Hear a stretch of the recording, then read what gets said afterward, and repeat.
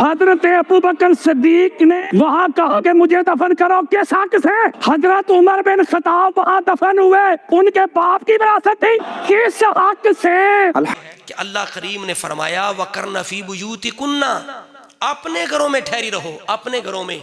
अब ये कुरान का जाहिर है, इसको हटाया नहीं जा सकता, खबर वाय सही से भी इसको हटाया नहीं जा सकता। कुरान का जाहिर है, अपने घरों में रब ने उनके घर फरमा रहा है, रब उनके घर फरमा रहा है, तुम्हें क्या तकलीफ है?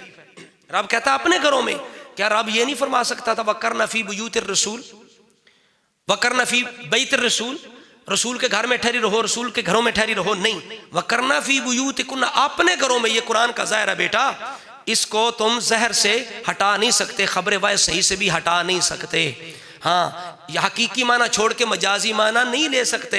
ये मुहावरा जो हमारा है ना कि जी घर वाली कहते हैं बंदे, घर वाली तो क्या, घर तो खामद का होता है, घर वाली का तो नहीं होता, तो इसलिए अल्लाह ने कह दिया तो क्या उनका घर साबित हो गया? कितने अफसोस की बात है, कुरान के साथ कितना मजाक है, ठट्ठा है। फिर कहते हैं हमारा कुरान पे ईमान है। रब कहे तुम्हारे घर, ये कहे नहीं नहीं ये तो अल्लाह ने ऐसे कह दिया है, अल्लाह ने ऐसे ही कह दिया है, ऐसे नहीं कहा। कुरान का जो ज़ाहिर है उसको हटाया नहीं जा सकता। तो ये हिबा होने और अम्मा आयशा सिद्दीक़ा की मिल्कियत होने की दलील है कि अपने घरों में ठहरी रहो।